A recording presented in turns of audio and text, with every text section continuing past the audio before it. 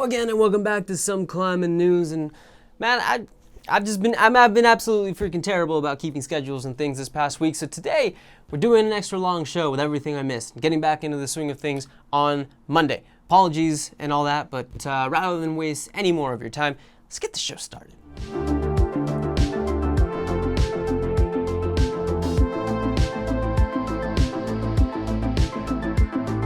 And starting us off today, if you're on the gram, you've probably seen this, but if you're not, Natalia freaking Grossman just pulled the greatest comeback since the mullet. Although in this case, I think most people are probably happy for Natalia and the fact that she won U.S. Nationals as opposed to the mullet, which only really seems to make the person wearing one happy. Ironically, kind of a red flag for a pretty gross man.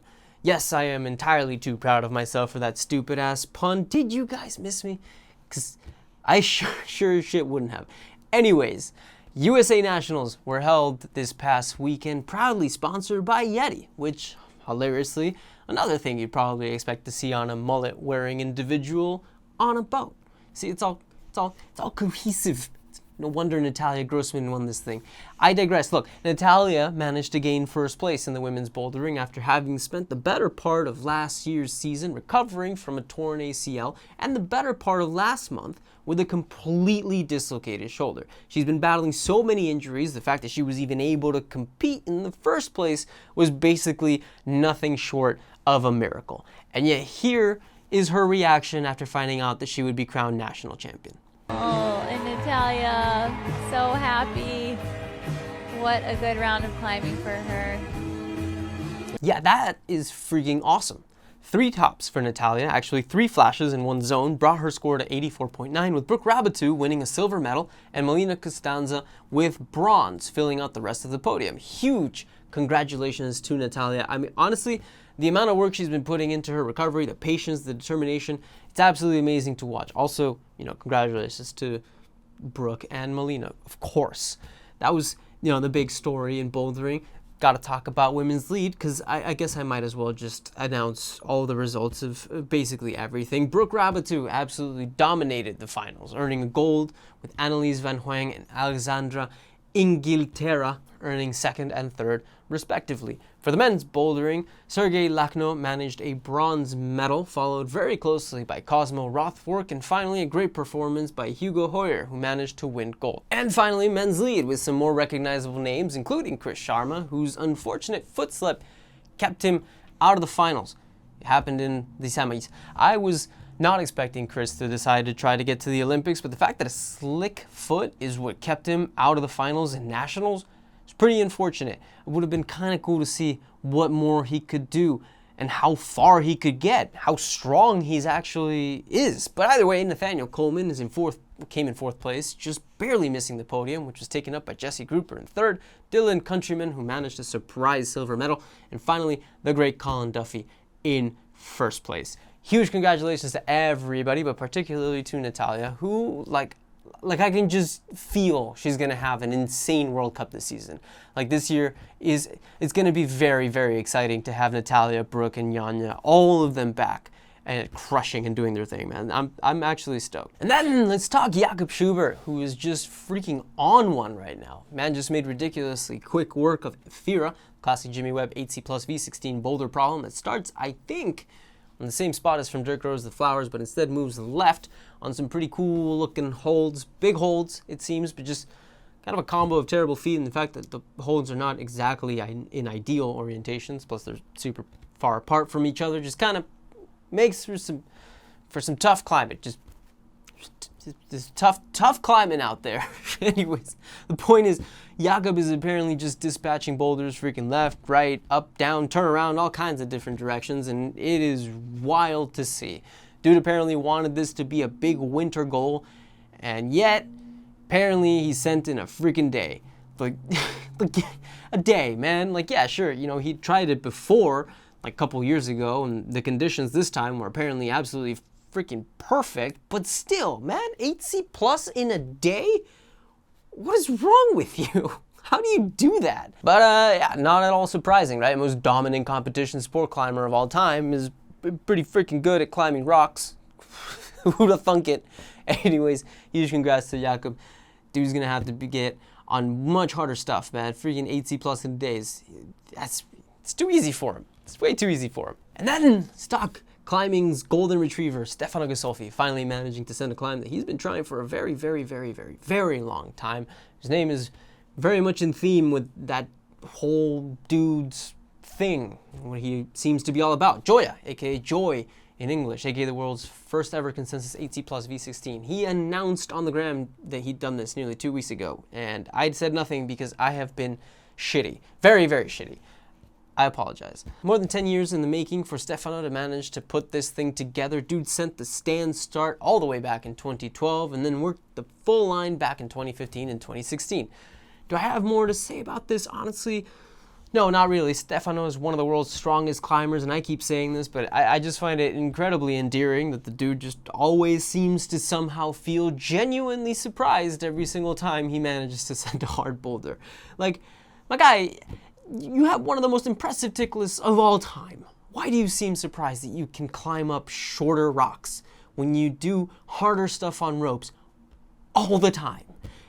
Anyways, huge congratulations to Stefano. I know this one in particular was extremely special to him, not just because it's his hardest boulder to date, but also because he's been trying it for as long as he has, more than 10 years, which is crazy. Be on the lookout for a video. He said one will be out soon, and I, for one, cannot wait to see that shit. But yeah, man, Gioia, that boulder is really special. Known particularly for being the boulder that gave us the greatest Smeagol impression the world has probably ever seen.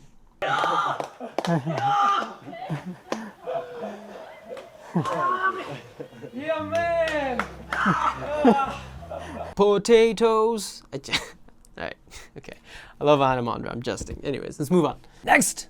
Big news out of Finland as Nicolai Uznik is out working Burden of Dreams and seemingly making extremely freaking quick work of it. Dude's been there for like a week at most? He's already giving this thing send goes? Not just giving this thing send goes, he very nearly freaking did the whole thing already. Like legitimately fell off the last move. Twice. Seems the only thing really holding him back and keeping him from getting a send of burden at the moment are some small skin issues. Basically, dry fired off the last move and split his tips a sentence that really makes me wonder what the fuck is wrong with our sport for multiple reasons, and a ton of bad weather that harkens back to Noah Wheeler and Hamish MacArthur having a horrible time there too. So, lesson learned. Finland weather absolutely freaking sucks and is not conducive to hard sendage. One more thing of note. Nicolai Uznik is, well, he's ridiculously strong. Like, we all know this, but he seems to be especially good at short, punchy problems. Like, do we really need to remember what he did to Brain Rot? Like, he made that damn thing look like jugs. And the boulder is supposed to be a freaking 3-move long 8C plus V16. 3 moves. Like, you know how hard 3 moves have to be for them to get that grade and keep it? It's ridiculous. It's unheard of. It's disgusting, and it makes me deeply uncomfortable. The point is, this dude is so damn strong, and he's the only person on the planet, as far as I can tell, who's been able to freaking keep his feet on when doing the first burden move. Look at that. Can we let that sink in for a second? That is insane. Those feet are horrific. The hands are horrific. It's supposed to be the single hardest move on the planet, or at least like top 3 at the moment. And this guy's doing it like it's freaking nothing? How? I don't get it. I really don't get it. Like it blows my mind how strong and good he is at climbing. It's ridiculous. But yeah, honestly, freaking Finland really needs to get its shit together. I will not have that place rob us of another ultra-fast burden send just because it can't stop letting water fall from the sky. It's ridiculous. I wish I could go to Finland. Honestly, like, Finland seems so cool. Okay, let me get serious for a moment. This is pretty important stuff. Anyone out there that is insane enough to ice climb, which, you know, if ice climbing wasn't dangerous enough, Petzl has announced that they are currently recalling a certain batch of their nomic and ergonomic ice axes as the ones here with the product number UO21AA00 and UO22AA00. It seems each of these models have a risk of handle failure in that they could potentially break and cause someone to fall in less than ideal circumstances. Like, seriously, God forbid that happens and someone is super run out on lead or even worse, soloing. So please, if you own either of these models, get in contact with Petzl. You will have to ship the ice axe shaft to them in order to receive a free replacement, and Petzl will of course pay for all shipping and return costs, all that stuff. Link to all the relevant information is in the description below. Go check that out. Stay safe, all that good stuff. Next, and I can't help but wonder if I'm contributing to this shit by even talking about it, but Portable's been stolen again. And, you know, this just kind of, god damn it, it raises so many questions about what the hell I'm even supposed to do about a situation like this. Do I talk about it? Do I not? The more we talk about it, the more worked up we get, the more of a meme this whole thing is going to be, the more it's going to continue to fucking happen. And in a world where social media just basically encourages us to just not take anything seriously, the fact that doing this is going to turn into some sort of shitty-ass ongoing prank fucking sucks. The irony of something as unserious as Portable itself needing its disappearance to be taken seriously is not lost on me, by the way. But still, man, it's part of Squamish bouldering culture. Just like, can we stop using being funny as an excuse for being assholes? There's a big difference.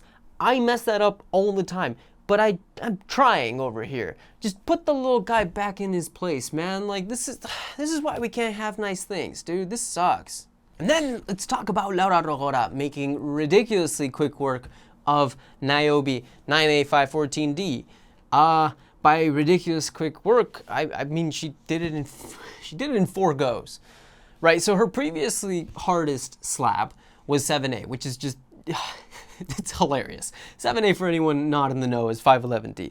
Honestly, though, that tracks, right? If you like overhangs and only really ever do overhangs, it's pretty normal for your slab grade to be far, far lower than your overhang one, like mine, which has an embarrassing 7 grade difference somehow. What doesn't track is that when you do decide to do a slab that's a full freaking 2 number grades above your max, you still send in 4 goes. I really need to get my shit together on slabs, man. God damn. Not to make things about me, as I tend to do, this was Laura's 42nd ever route above 9A, which is just absolutely insane to me. Especially when you consider the fact that some of the most accomplished climbers in the world, like J-Star, Jonathan Segrist, for example, are at 96 routes above 9A. Like 42 routes above 9A firmly puts her in like top 20, top 15 most accomplished climbers like of all time in terms of their tick list. It's a staggering number. You should be staggered. I'm staggered. It's a good thing I'm sitting down right now. Point is, she's strong. And also, as it turns out, an incredibly likable and hilarious person. Like, just absolutely endearing as all fuck. Go watch the video of her send of Niobe and do your best not to like her. You won't be able to. I will watch you try. It's on her YouTube channel. It's criminally undersubscribed. She's got like 1,000 subscribers. Ridiculous. Give her some love. Subscribe to it. She's way more likable than I am. Did you know that if you even eat half of a polar bear's liver, you could die from vitamin A overdose? I didn't. I learned that from Laura. Go subscribe to her channel. It's got fun facts and stuff. It's cool. And then Marco Muller has just ticked his very first ever 8C plus boulder problem, Story of 3 Worlds. Now, in case you don't know, Story of 3 Worlds is, I guess you could call it like an extension.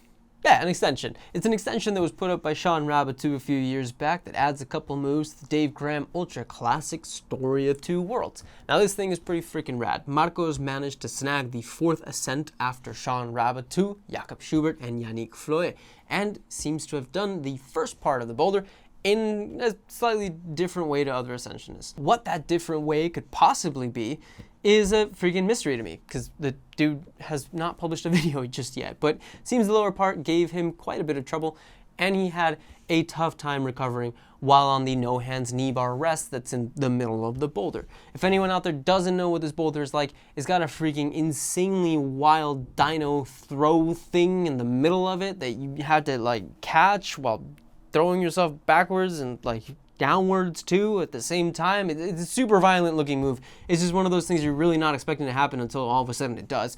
And yeah, honestly, just go check out Sean's FA video because it's actually really freaking cool. It's down there in the description. Anyways, huge congratulations to Marco on what is an absolutely incredible grade milestone, man. It's awesome stuff to get to that point. Let's move on. To the Pro Climbing League. That's right, this weekend marks the inauguration of the PCL, which promises to bring an unparalleled level of entertainment to anyone that prefers watching climbing as opposed to actually climbing at all.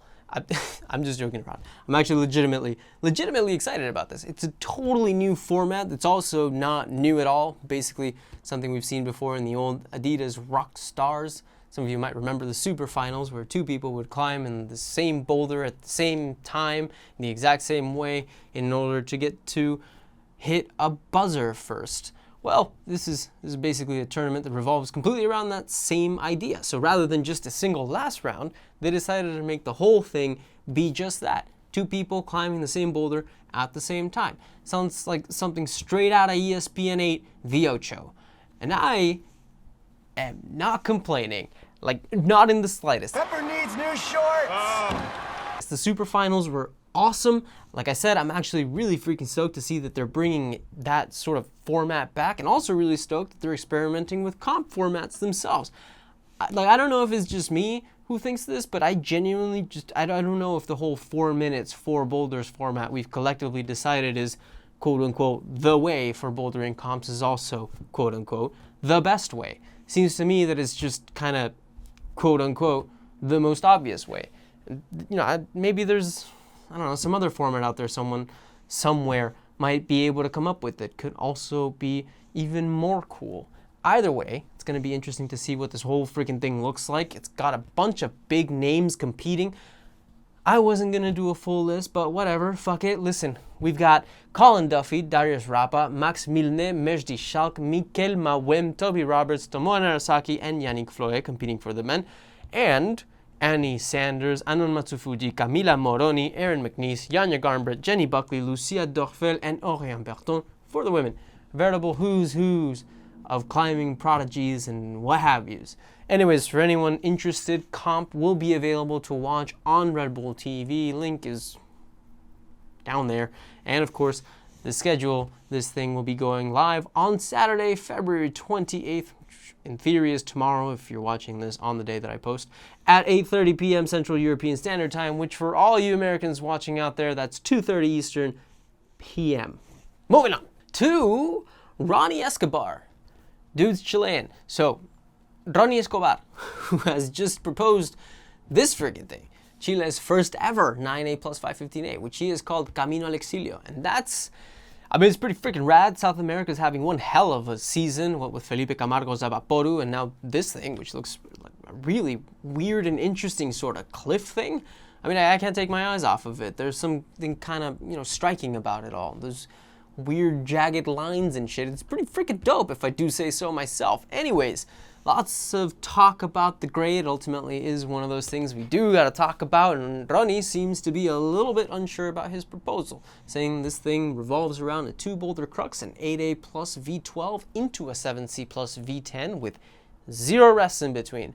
Seems he felt the route was kind of hard to grade and wasn't sure about proposing this as Chile's first 9A plus, but after talking with Nathaniel Coleman, seems he was convinced to do so. I had no idea Nathaniel was in Chile. I'd assume he probably knows more about grades than I do, so I'm gonna keep my big ass mouth shut. That kind of sounds like I don't believe the grade will stick. I do. I don't. I have no idea. It ultimately doesn't and should not matter. It's a sick looking route. It's amazing to see a Chileno getting as strong as Ronny very clearly is. Massive and very much deserved. Congratulations to him. Camino al Exilio looks awesome. I'm sure it deserves the grade that it's gonna get. Repeaters will repeat, and we will know. It's gonna be great. Can't wait to see. Speaking of awesome things to look at, Ben Burke. Let me finish that sentence. Just climbed the amazing Lucid Dreaming. Lucid Dreaming, and by extension the Grandpa Peabody boulder, is the awesome thing to look at. Not Ben. Although to be fair, Ben's looking great. He's the second most attractive Ben in climbing. He'd be the first. It's just there's a certain Wheeler brother who's just magnificent. Anyways, Ben Burkhalter on an absolutely freaking incredible comeback. Dare I talk about mullets again? How old is Ben? Ben, if you're watching this, look at me. Don't. You'll be glad you didn't. Just trust me, okay?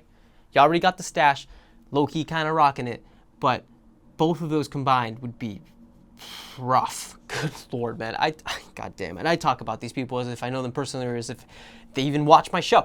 I've never spoken a goddamn word to any of them, and yet here I am doing friendly jabs as if they were my fucking friends. Freaking parasocial relationships. What the hell has social media done to me, man? Jesus Christ. Okay, you know what? Whatever. Let's talk about lucid dreaming. We all know it. I don't think I need to describe it to you. It's legendary. Ben wrote a lovely post on the gram about how much it captivated him when he was a kid. I feel that. To be a kid unable to fall asleep because something excites you that much, we've all been there. When I was a kid, that shit was Pokemon for me. I wanted so badly to be able to catch and ride a freaking Arcanine. It's a big-ass tiger dog that breathes fire. And it was fluffy. It blew my goddamn mind when I was little. And Ben just freaking caught his Arcanine. Because he was smart. He chose something that actually exists. And on an incredibly deep, incredibly profoundly dark level, in the hole where my soul is supposed to be, I am jealous as fuck that he got to do that.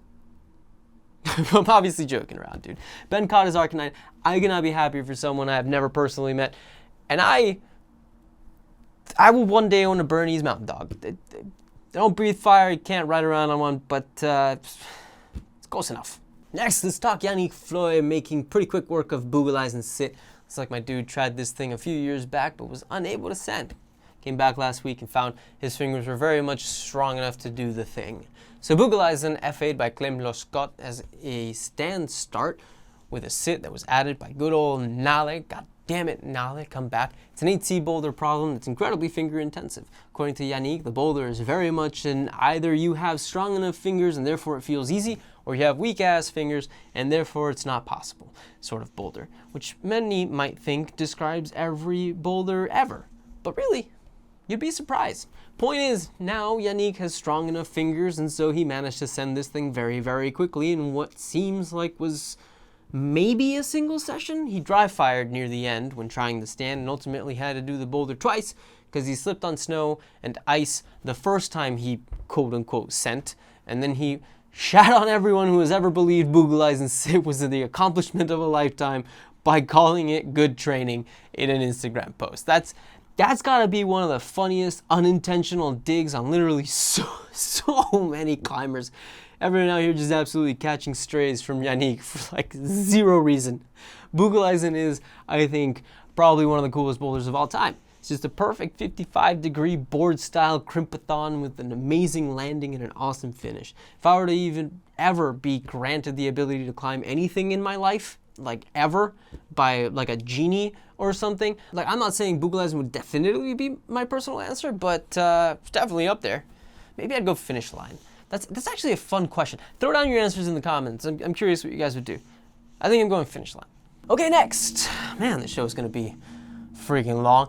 Let's pick up the pace here. Okay, Andy Lamb, Katie Lamb's brother, one of them low-key climbers that crush absolutely freaking everything a la Griffin Whiteside, has just gotten the second ascent of IMAX 8CV15 in Squamish. IMAX is an Ethan Salvo line. It was put up last year at some point, don't remember when exactly.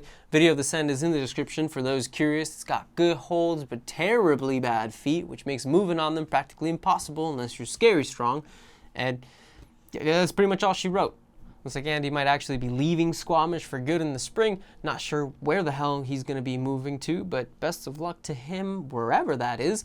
And may it be a land filled to the brim with dope-ass projects. Congratulations on IMAX to Andy Lamb. It's a pretty freaking cool boulder. Go check it out. Next, let's talk Paul Martin Luc finally getting the FA of Öga för Öga. Did I say that right? I think I did. It's Swedish. Anyone from Sweden watching this, brace yourself. It's called, it means an eye for an eye. It's also the hardest current boulder in Sweden. Also took this dude about 2.5 years to do. So, you got this rock in the middle of what looks like a field, and it is one beautiful ass rock. Perfect half roof, half arête climb, and it's got a number of wild lines on it. You got this thing called Tvekampen.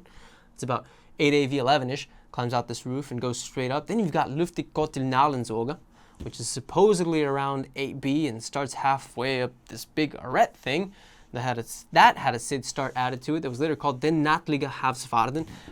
I'm having so much fun pronouncing this shit. I feel like I'm a freaking Viking. Skull. Anyways, that thing, Den Nattliga Havsvarden, is 8CV15, and to everyone who is Swedish and watching, I apologize for doing terribly, probably. Now, whenever there's an 8B in the wild, there's also apparently a smallish chance that a certain someone has made a lot of noise while flashing it. And Adam, shut up. We know it was you. Yes, Adam flashed Luftig Kotilnalen Zoga, APV, even though he probably could have done the full line. But I guess you gotta be conservative, right? You don't want to mess up the 8C send and you end up with no flash at all, am I right? Anyways, I don't know what that feels like, but you can watch Adam sending here along with Paul's entire FA. I highly, highly recommend you do so because A, the boulder is sick, and B, dude seems cool and deserves some freaking recognition for what he's done. Huge congrats, man. Hardest boulder in Sweden, looks incredible. Apologies for the way that I'm speaking, because I don't know any Swedish. What the hell? But hey, man, that was some climbing news. Thanks as always for watching. Don't forget to leave a like, subscribe, comment with opinions, thoughts, all that good stuff. I will see you guys again on Monday, but in the meantime, of course, and as always, go climb some stuff.